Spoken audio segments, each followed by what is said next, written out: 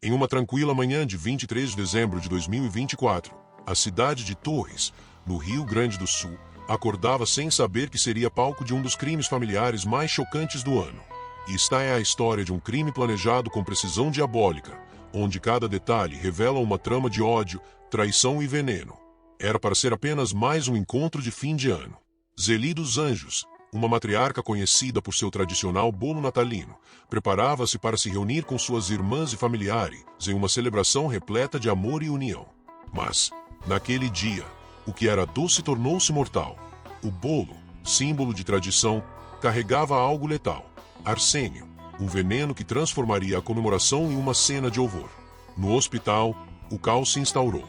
Pessoas da mesma família chegavam em estado crítico, apresentando sintomas de intoxicação severa: vômitos, diarreia, desmaios.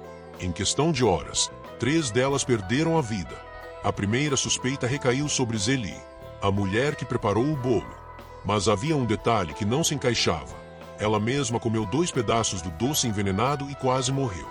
As investigações avançaram e, aos poucos, os segredos de uma família aparentemente unida começaram a ser desvendados. Zeli, que havia perdido o marido meses antes por uma suposta intoxicação alimentar, estava, sem saber, no centro de uma conspiração mortal.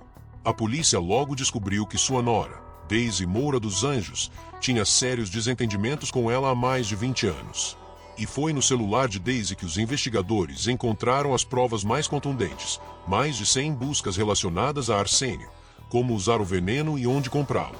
As análises forenses confirmaram que a farinha usada para fazer o bolo continha 2.700 vezes mais arsênio do que o permitido. Não havia dúvidas, o veneno foi introduzido de forma deliberada. Mas quem teria o conhecimento e a motivação para fazer isso? Todas as evidências apontavam para Daisy, que não estava presente no local do crime. Curiosamente, jamais provava os doces de Zeli. A polícia agora precisava responder a uma pergunta crucial. Daisy teria testado o veneno antes, no próprio sogro, meses atrás. O padrão era claro, e os investigadores não podiam ignorar a conexão. O que parecia ser apenas um crime passional se revelou uma trama macabra, planejada nos mínimos detalhes por alguém que, por 2 décadas, cultivou ódio em silêncio.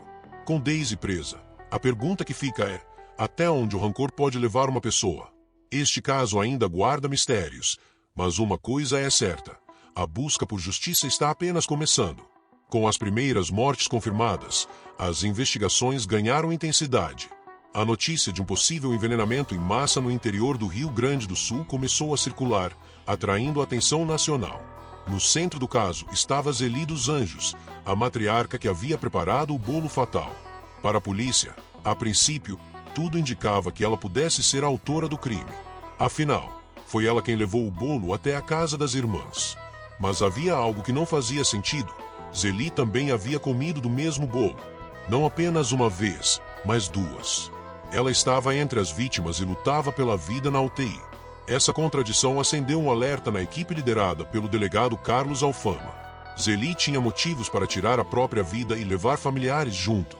Os investigadores decidiram aprofundar-se em sua história. Descobriram que ela havia perdido o marido apenas 3 meses antes.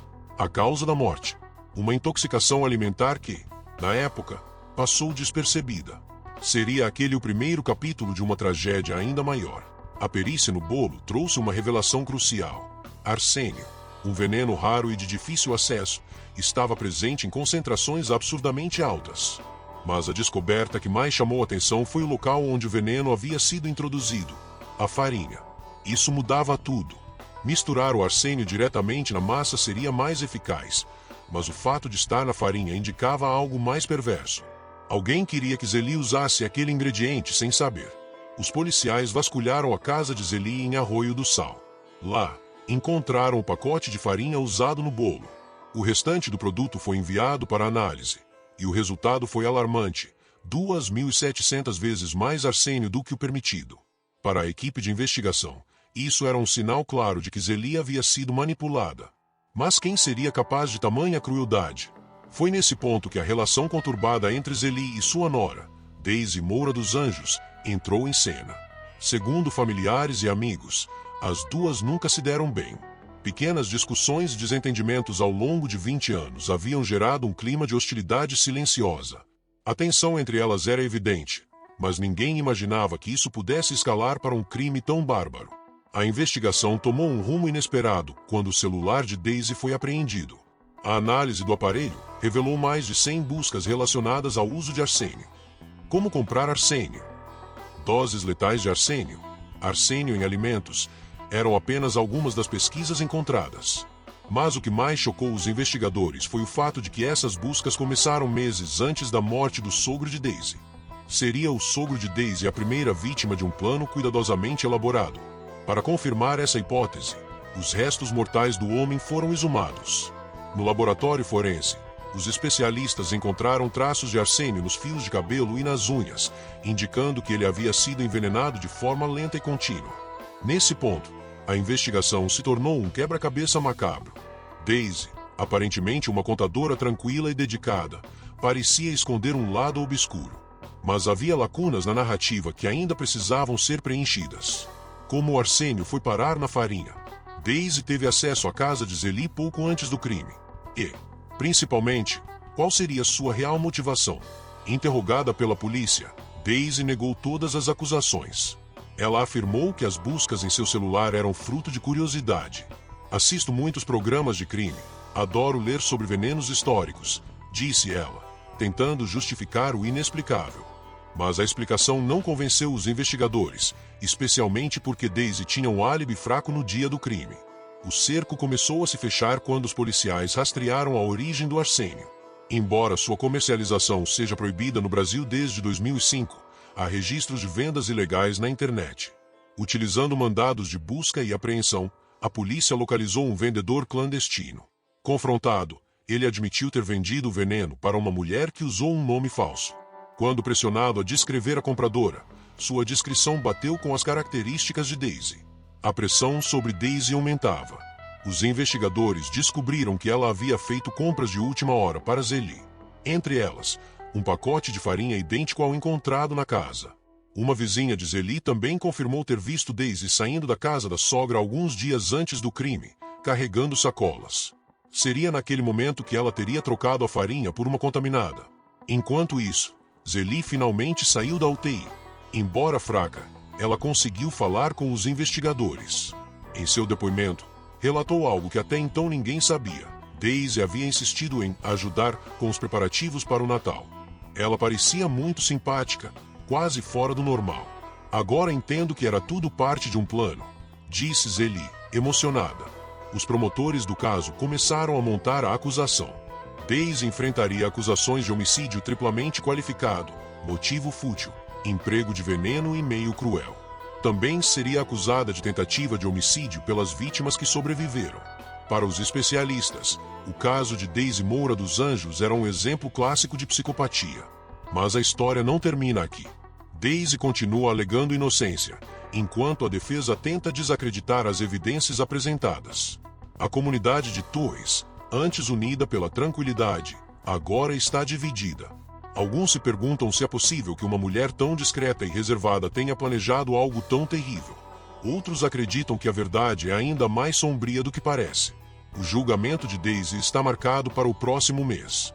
Para a família de Zélie, a esperança é de que a justiça seja feita e que Daisy pague por suas ações. Mas, enquanto isso, fica a pergunta: o que leva alguém a destruir sua própria família? O caso de Daisy Moura dos Anjos é um lembrete de que, às vezes, os maiores perigos vêm de onde menos esperamos. E, assim, seguimos acompanhando cada detalhe desse caso que chocou o Brasil. Daisy Moura dos Anjos, descrita como uma das mais cruéis assassinas da história criminal brasileira, continua surpreendendo as autoridades e a sociedade com a extensão de seus atos e motivações.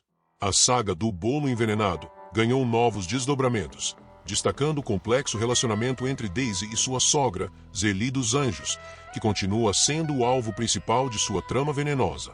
Zélie, que sobreviveu a 2 tentativas de envenenamento, recebeu alta do hospital em 10 de janeiro de 2025, mostrando uma resiliência extraordinária. Daisy, entretanto, permanece sob custódia desde 5 de janeiro, onde já admitiu as desavenças de 2 décadas com Zélie. Ela frequentemente se referia à sogra como Naja, zombando abertamente durante os depoimentos. As investigações aprofundaram ainda mais a complexa dinâmica entre nora e sogra, revelando motivações que iam além de disputas familiares e chegando a um prazer mórbido por causar sofrimento. Os legistas confirmaram que o sogro de Daisy, falecido em setembro de 2024, foi vítima de envenenamento por arsênio. Os traços encontrados em seu corpo revelaram doses acumulativas de veneno, apontando para um método metódico e prolongado de envenenamento.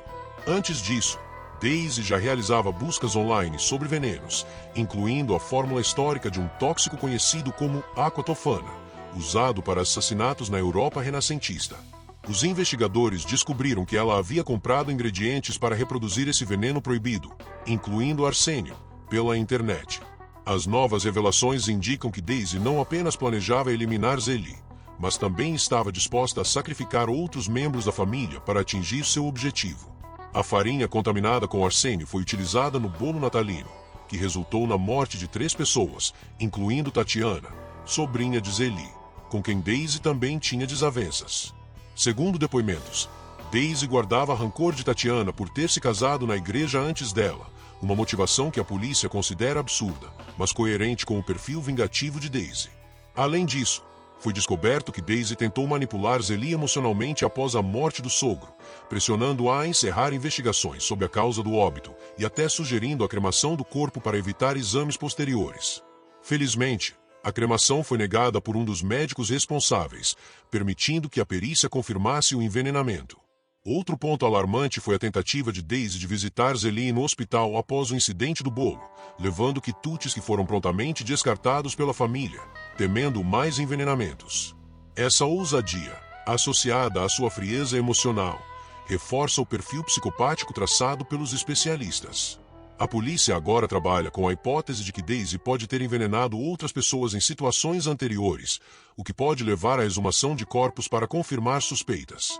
Enquanto Zélie se recupera, o caso continua a atrair atenção nacional. O julgamento de Daisy promete ser um marco na história criminal do Brasil, com potenciais desdobramentos ainda mais chocantes. A busca por justiça está longe de acabar, mas uma coisa é certa: Daisy Moura dos Anjos ficará marcada como um símbolo de crueldade e manipulação em sua forma mais extrema.